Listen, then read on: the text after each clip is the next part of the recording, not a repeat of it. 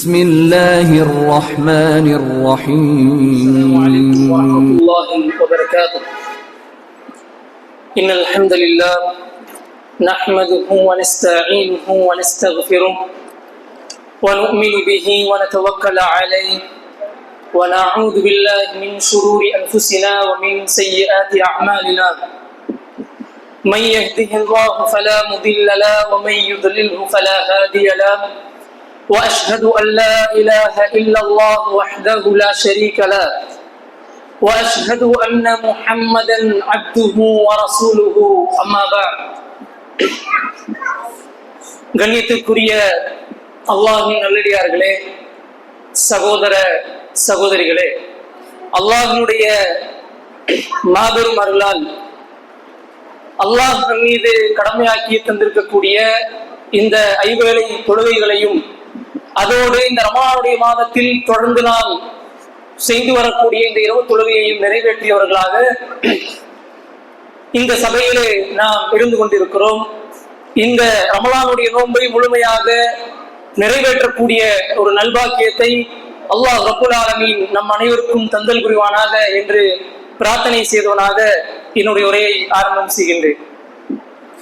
கண்ணியத்திற்குரிய அல்லாஹ்வுடைய நல்லடியார்களே, அல்லாஹ் ரப்புல் ஆலமீன் இந்த ஒட்டுமொத்த சமூகத்திற்கும் மிகப்பெரிய அருள் வளங்களை, அவனுடைய அருட்கொடைகளை, அவனின் கருணையை, இரக்கத்தை தந்திருக்கின்றார். அந்த அருட்கொடைகளின் மூலமாக, அவன் நமக்கு வழங்கிய அருள்களின் மூலமாகத்தான் இந்த உலகத்தில் நாம் முஸ்லிமாகவும், நாம் செய்யக்கூடிய அந்த இபாதத்துகளாக இருந்தாலும், நாம் செய்யக்கூடிய இன்ன பிற நல் சிந்தனைகளாக இருந்தாலும் எல்லாம் அல்லாஹ்வுடைய அந்த கருணையினாலும், அல்லாஹ் நம் மீது கொடுத்திருக்கக்கூடிய, இறக்கி தந்திருக்கக்கூடிய அந்த அருளினாலும் தான் நாம் அந்த நிஅமத்துகளிலே, அந்த அமல்களிலே, இந்த இஸ்லாத்திலே இருந்து கொண்டிருக்கிறோம். அப்படி ஒரு முஸ்லிம் எப்படி அல்லாஹ்வுடைய அருளை குறித்து அறிந்திருக்கின்றானோ, எப்படி இந்த அல்லாஹ் நமக்கு தந்திருக்கக்கூடிய இந்த அருள் வளங்களை, அல்லாஹ்வுடைய கருணையை குறித்து புரிந்து வைத்திருக்கின்றோமோ, அதே போல அல்லாஹ் யாரை அழிப்பான், யாரை அழிப்பதற்கு அல்லாஹ் அடையாளங்களை ஏற்படுத்தி கொண்டிருக்கின்றான், எந்த சமூகத்தை அல்லாஹ் அழிக்காமல் பாதுகாப்பான் என்பது போன்ற அல்லாஹ் எச்சரிக்கக்கூடிய அழிவிற்கான பாதையையும் நாம் அறிய வேண்டிய அவசியத்தில் இருந்து கொண்டிருக்கிறோம். காரணம், ஒரு முஸ்லிம் என்று சொன்னால் அவன் அல்லாஹ்வுடைய அருளை பற்றி எந்த அளவுக்கு அறிந்திருக்கின்றானோ அதே அளவிற்கு அல்லாஹ் யாரின் மீது அழிவை நாட இருக்கின்றான், யார் அழிவிற்கானவர்கள் என்பதையும் அவன் அறிந்து கொள்வதுதான் முழுமையான அறிவாக இருக்க முடியும். அந்த அடிப்படையில் இன்றைக்கு அல்லாஹ் அழிக்க போகின்ற அல்லது அழிவினுடைய பாதையில் இருக்கக்கூடிய சில மக்களை குறித்து, சில அடையாளத்தை பெற்றவர்களை குறித்து இன்றும் நாளையும் இந்த உபதேசங்களின் மூலமாக நாம் அறிந்து கொள்ள இருக்கிறோம் இன்ஷா அல்லாஹ். அப்படி அல்லாஹ் ரப்புல் ஆலமீன் அல்லாஹ் அழிக்க போகின்றார் என்று சொன்னால் நம்முடைய நினைவுக்கு வரக்கூடியது பெரும்பாலும் அல்லாஹ்வை நிராகரித்தவர்கள், அல்லாஹ்வை மறுத்தவர்கள், அல்லாஹ்விற்கு இணை கற்பித்தவர்கள், அல்லாஹ்வை மறந்தவர்கள். இவர்கள் தான் அல்லாஹ் அழிக்க தகுதியானவர்கள் என்பதாக நாம் எண்ணிக்கொண்டிருக்கின்றோம். அதே போல நம்முடைய நிலையை எடுத்து சிந்தித்து பார்த்தால் அல்லாஹ் நம்மை அழிக்க மாட்டார். காரணம், மற்றவர்கள் ஒரு பாவத்தில் ஈடுபடும் பொழுது ஒரு புகைப்பிடிக்கக்கூடியவராகவோ, மது அருந்தக்கூடியவராகவோ ஒரு மனிதரை நாம் பார்க்கும் பொழுது அவரை நாம் எப்படி பார்ப்போம்? அவர் பெரும் பாவி என்பதை போல நம்முடைய உள்ளத்தில் ஒரு எண்ணம் ஏற்படும். ஆனால் நம்முடைய தனிப்பட்ட செயல்பாடுகளை எடுக்கும் பொழுது எப்படிப்பட்ட சிந்தனையை ஷைத்தான் உண்டாக்குவான் என்று சொன்னால், அவரை விட நீ மேன்மையானவராக இருந்து கொண்டிருக்கிறார். எப்படி? அல்லாஹ் உன்னை அழிக்க மாட்டார். காரணம், நீ அவரை போல புகைப்பிடிக்கவில்லை, நீ அவரை போல மதிருந்தக்கூடிய பழக்கத்திற்கு அடிமையானவனாக இல்லை, அவர் செய்யக்கூடிய மற்ற பாவங்கள் உன்னிடத்தில் இல்லை. நீ அல்லாஹ்வை தொழுது கொண்டிருக்கிறாய், மறைவிலே தௌபா செய்து கொண்டிருக்கிறாய் என்று ஷைத்தான் நம்மை தற்காத்துக் கொள்வதற்கு, உன்னை அல்லாஹ் அழிக்க மாட்டான் என்பதற்கான சமாதான சிந்தனைகளை நம்முடைய உள்ளத்தில் ஏற்படுத்துவான். அப்படித்தான் பெரும்பான்மையான மக்களுடைய சிந்தனைகள் இன்றைக்கு இருந்து கொண்டிருக்கிறது.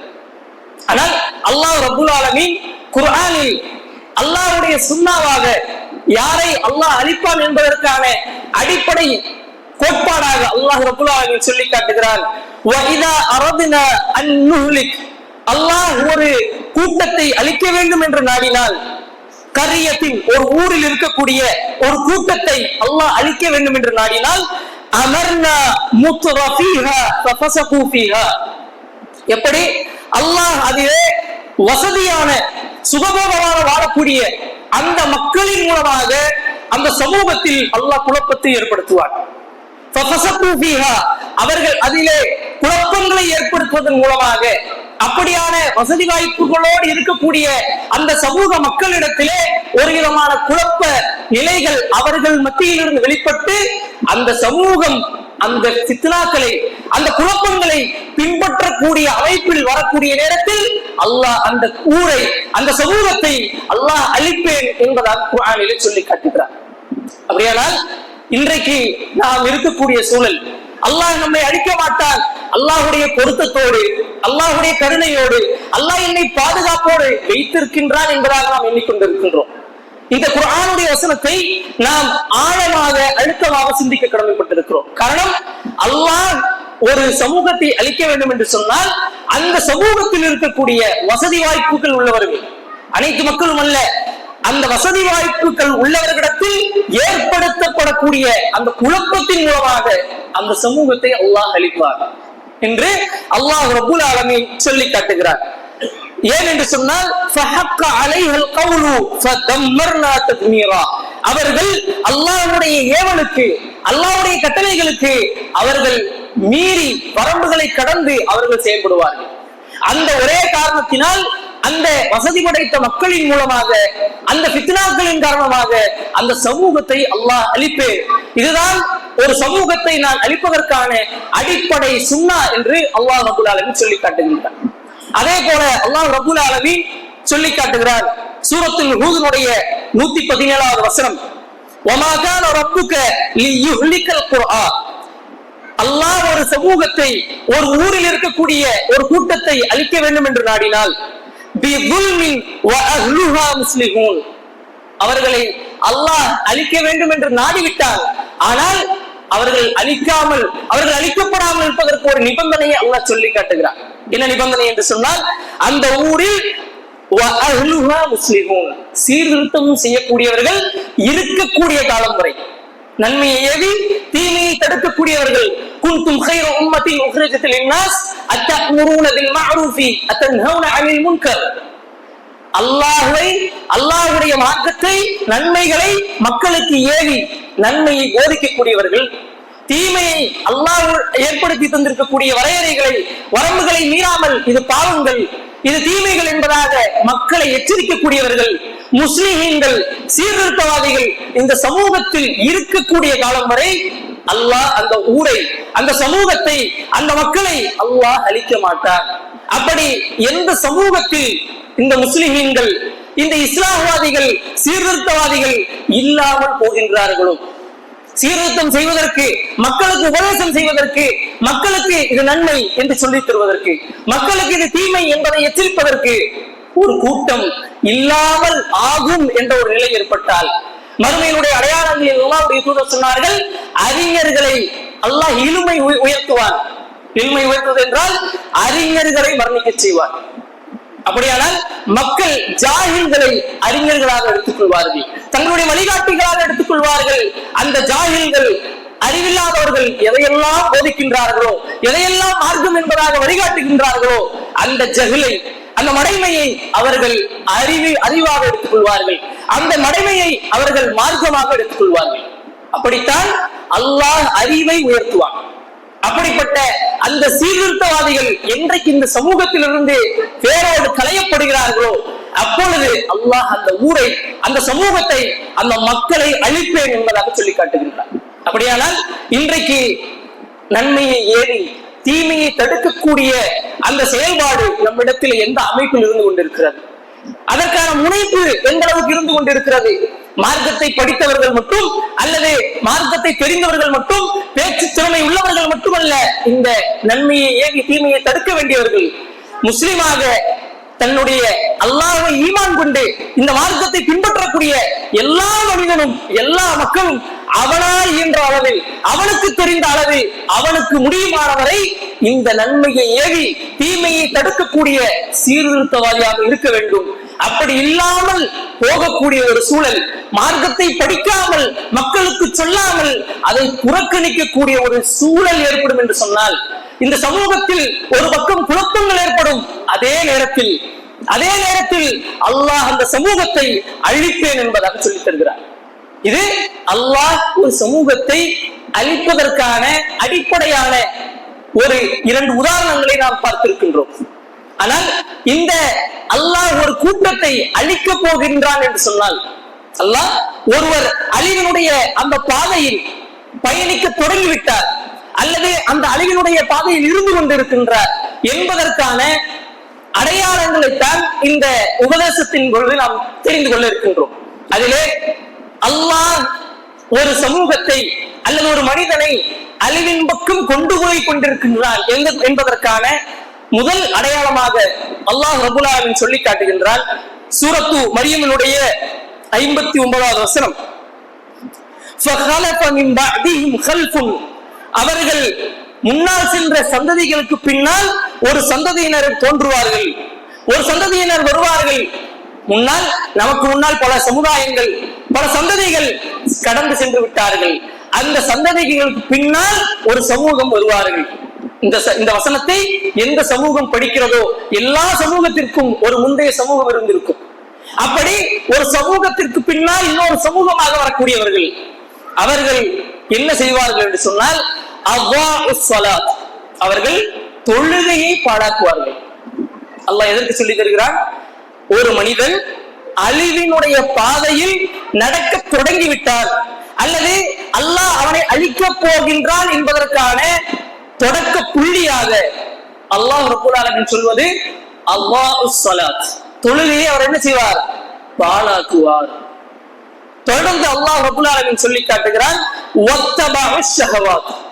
இரண்டாவது வத்தபஉ, அவர் பின்பற்றுவார் ஷஹவாத், மனோ இச்சைகளை பின்பற்றுவார். இந்த தொழுகையை பாழாக்குவதும் மனோ இச்சையை பின்பற்றுவதும் இந்த 2 செயல்பாடுகளையும் இந்த ரமலானுடைய மாதத்தில் நாம் அதிகமாக அறிந்திருக்கிறோம். தொழுகையை முறையாக தொழக்கூடிய தொழாதவர்கள் கூட பேணுதலோடு தொழுகையை கடைபிடிக்கக்கூடிய ஒரு மாதம் இந்த மாதம். அதே போல தங்களுடைய மனோ இச்சைகளை, தங்களுடைய ஆசைகளை, தங்களுடைய ஷஹ்வாக்களை அடக்கக்கூடிய ஒரு மாதம் இந்த மாதம். ஆனால் இந்த மாதத்தை கடந்து விட்டால் அல்லது இந்த மாதத்திற்கு முன்னால் இந்த மக்களுடைய நிலையை நாம் பார்த்தால், நம்முடைய நிலையை எடுத்து பார்த்தால், இந்த தொழுகையை பாழாக்குவதும் மனோ இச்சையை பின்பற்றுவதும் இந்த 2 தன்மைகளும் இந்த 2 குணங்களும் ஒன்றோடு ஒன்று ஒருங்கிணைந்து இருக்கக்கூடிய குணங்கள். ஒருவர் தொழுகையை புறக்கணிக்கிறார், ரமலான் அல்லாத மாதங்களில் தொழாதவராக இருக்கிறார், ஒருவேளை தொழுகிறார் அல்லது முற்றிலுமாக தொழாதவராக இருக்கிறார். தொழுகையினுடைய அவசியத்தை நாம் அறிந்திருக்கிறோம். அதற்கு ஒரு நபிமொழியை சொன்னால் இந்த குர்ஆனுடைய வசனத்தோடு இந்த நபிமொழி எப்படி பொருந்தி போகிறது என்பது நமக்கு புரியும். ரசூல் ஸல்லல்லாஹு அலைஹி வஸல்லம் அவர்கள் சொன்னார்கள், அல் அஹ்துல்லதி பைனனா வ பைனஹும் அஸ்ஸலா, காஃபிர்களுக்கும் முஸ்லிம்களுக்குமான உடன்படிக்கை தொழுகை. அந்த தொழுகையை ஃபமன் தரகஹா, அந்த தொழுகையை யார் விடுகிறானோ ஃபக்கத் கஃபர், அவன் அல்லாஹ்வை நிராகரித்து விட்டார், அவன் அழிவினுடைய பாதையை நோக்கி சென்று கொண்டிருக்கின்றான். அதைத்தான் அல்லாஹ் ரப்புல் ஆலமீன் சொல்லி காட்டுகின்றான். ஒரு மனிதன் அழிவை நோக்கி அவன் தொடங்குகிறான், அல்லாஹ் அவனை அழிவை நோக்கி வழிநடத்துகிறான் என்று சொன்னால் முதல் அடையாளம் அவனிடத்தில் தொழுகை பாழாகும். எப்படி பாழாகும்? தொழக்கூடியவராக இருப்பார், 5 வேளை தொழுகை நிறைவேற்றுவார், ஒரு நாள் ஃபஜ்ருடைய தொழுகையில் பின்தங்குவார், ஒரு ரக்காத் பின்தங்கி வருவார், தாமதமாக வருவார். என்ன நினைப்பார்? மற்ற மனிதர்களை பார்ப்பான், தொழுது முடித்துவிட்டு எத்தனை பேர்கள் வந்திருக்கிறார்கள், சுற்றி எத்தனை பேர் இருந்து கொண்டிருக்கிறார்கள் பார்ப்பார். எத்தனையோ நமக்கு தெரிந்த நண்பர்கள், எத்தனையோ நமக்கு தெரிந்த முகங்களை இன்றைக்கு காணவில்லை. நான் ஒரு ரக்காத் பின்தங்கி இருக்கிறேன், மற்றவர்கள் தொழுகைக்கே வரவில்லை. எப்படி? மற்றவர்கள் தொழுகையை கடைபிடிக்கவில்லை, அவர்கள் தூக்கத்திலே இருந்து கொண்டிருக்கிறார்கள். நான் ஒரு ரக்காத் பின்தங்கினாலும் தொழுது விட்டேன். இது முதல் படி. அடுத்தபடியாக சில நாட்கள் கழித்து ஃபஜ்ர் தொழுகைக்கு அவர் ஃபஜ்ர் தொழுகை அவருக்கு தாமதமாகி சூரியன் உதித்ததற்கு பின்னால் தொழக்கூடிய ஒரு சூழல் ஏற்படும். இது அடுத்த கட்டம். என்ன நினைப்பார்? மற்றவர்கள் ஒருவேளை தொழுகை கூட தொழாமல் இருந்து கொண்டிருக்கிறார்கள். நான் ஒரு தொழுகை தானே விட்டிருக்கேன், ஒரு தொழுகைக்கானே விட்டிருக்கின்றேன், 4 வேளை தொழுகை தொழுது கொண்டிருக்கின்றேன். இதன் மூலமாக இந்த தொழுகையை விட வேண்டும் என்பதல்ல, ஷைத்தான் ஏற்படுத்தக்கூடிய எண்ணம் நம்மை அந்த அழிவின் பக்கம் செல்லக்கூடிய, கடத்தி கொண்டு போகக்கூடிய அந்த சிந்தனைகளை ஷைத்தான் போடுவார். அடுத்தது ஒவ்வொரு தொழுகையாக ஒவ்வொரு காரணங்களை சொல்லி, வேலை பழுக்களை சொல்லி, தூக்கத்தை சொல்லி, மன இச்சைகளை சொல்லி, மற்ற காரணங்களை சொல்லி ஒவ்வொரு தொழுகையாக அவரிடத்திலே குறைபாடுகள் உண்டாகும். ஒவ்வொரு தொழுகையாக சுண்ணத்தை தொழக்கூடியவராக இருந்திருப்பார், முன்பின் சுண்ணத்துகளை பேணுதலாக இருந்திருப்பார். ஆனால் இந்த சிந்தனைகளின் காரணமாக அவரை அல்லாஹ் அழிவிலே ஆக்கப் போகிறான், அதிலே நடத்தி கொண்டிருக்கிறான் என்பதன் காரணமாக அவர் பின்தங்குவார், தொழுகையில் பின்தங்குவார், சுன்னத்துகளை புறக்கணிப்பார், பின்னால் ஃபர்லுகளையே புறக்கணித்து விடுவார். அல்லாஹ் பாதுகாக்க வேண்டும். இப்படிப்பட்ட நிலையிலிருந்து நம்முடைய உள்ளங்களை அல்லாஹ் தூய்மைப்படுத்த வேண்டும். அப்படியானால் தொழக்கூடிய அமைப்பில் இருக்கக்கூடிய நாம் இப்படியான சிந்தனைகள் நம்மிடத்தில் ஏற்படும் பொழுது அல்லாஹ்விடத்திலே பாதுகாப்பு தேடக்கூடியவர்களாக, இந்த செயல்பாடுகள் ஏற்படும் பொழுது நம்முடைய உள்ளத்தை தூய்மைப்படுத்தக்கூடியவர்களாக, தஜ்தீதுன் நஃப்ஸ், உள்ளத்தை புதுப்பிக்கக்கூடியவர்களாக இருக்க வேண்டும்.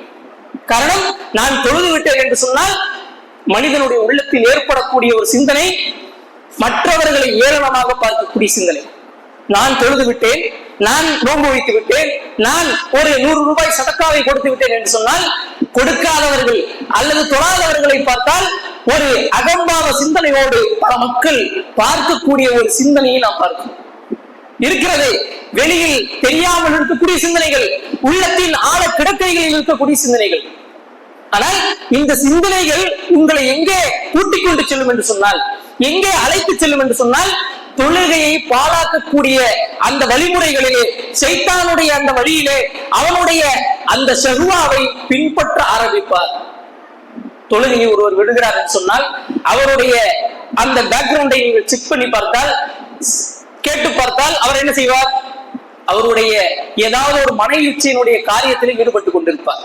மனோ இச்சை என்று சொன்னால் தூக்கம், பசி, பெண்ணுடைய ஆசை, பொருளுடைய ஆசை, மற்ற இச்சையினுடைய ஆசைகளில் அவர் ஈடுபட்டுக் கொண்டிருப்பார். அதுதான் இந்த தொழுகையை விட்டும் அவர் தூரமாவதற்கு, இந்த தொழுகை அவரிடத்தில் பாராடுவதற்கான முதல் காரணமாக இருக்கும். அதைத்தான் அல்லாஹ் ரப்பல் ஆலமீன் சொல்லி காட்டுகின்றான். ஒரு சமூகத்திற்கு பின்னால் இன்னொரு சமூகம் வருவார்கள், அந்த சமூகம் என்ன செய்வார்கள்? அதாஉஸ் ஸலாத், தொழுகையை பாழாக்குவார்கள். ஏன்? அல்லாஹ்வுடைய தூதர் ஸல்லல்லாஹு அலைஹி வஸல்லம் சொன்னார்கள், ஃபகத் கஃபர், அவர் அல்லாஹ்வை நிராகரித்து விட்டார். இந்த மார்க்கத்தை ஏற்றுக்கொண்டதற்கு பின்னால், இந்த மார்க்கத்தில் அல்லாஹ் தான் ரப்புல் ஆலமீன் என்று ஏற்றுக்கொண்டார், அல்லாஹ்வுடைய தூதர் தான் நபி என்று ஏற்றுக்கொண்டார். ஆனால் அதற்கு அடுத்தபடியாக உள்ள தொழுகையை அவர் புறக்கணிக்கிறார், தொழுகையை அவர் பாழாக்குகிறார் அல்லது அதை விட்டு விலகுகிறார் என்று சொன்னால் அவரிடத்திலே மனோ இச்சை இருக்கும். மனோ இச்சை இருக்கும். மனோ இச்சை எந்த அளவிற்கு, எந்த சதவீதத்திற்கு அவருடைய உள்ளத்தில் மேலோங்கி செல்கிறதோ அந்த அளவிற்கு அவரிடத்தில் தொழுகை இருக்காது. தொழுகையே இல்லாத ஒரு மனிதரை நீங்கள் எடுத்து பார்த்தால் அவரிடத்தில் மேலோங்கி நிற்பது எதுவாக இருக்கும் என்று சொன்னால் மனோ இச்சைகளாக தான் இருக்கும். அவர்கள் காரணங்களை சொல்லலாம். வேலை இருக்கிறது, மற்ற குடும்பத்தினுடைய அந்த அலுவல்கள் இருக்கிறது, மற்ற என்னுடைய உடல் சோர்வு இருக்கிறது, என்னுடைய வேலை எப்படி என்று பல காரணங்களை சொல்லலாம். இந்த காரணங்களுக்கெல்லாம் அடிநாதமாக இருப்பது, இந்த காரணங்களுக்கெல்லாம் அடிப்படையாக எது இருக்கும் என்று சொன்னால் இதனுடைய ஒற்றை உருவமாக இருப்பது மனோ இச்சை தான் இருந்து கொண்டிருக்கும். தூக்கம் ஒன்று மிகத்திருக்கும், அல்லது ஒரு பிசினஸை முடிப்பதற்கான அந்த பிசினஸினுடைய பொருளாதாரத்தை திரட்ட வேண்டும் என்பதற்காக தொழுகையிலிருந்து பின்தங்கி இருப்பார், அல்லது இளைஞர்களாக இருந்தால், அல்லது அந்த பெண்ணுடைய இச்சை உடையவராக இருந்தால் பெண்ணுக்கு பின்னால் செல்வது, அவர்களிடத்திலே பேசுவது, அவர்களுக்கு பின்னால் தன்னுடைய வாழ்க்கையை அமைத்துக் கொள்வது, இப்படி அவருடைய மனோ இச்சை அவரை மிகைக்கும்.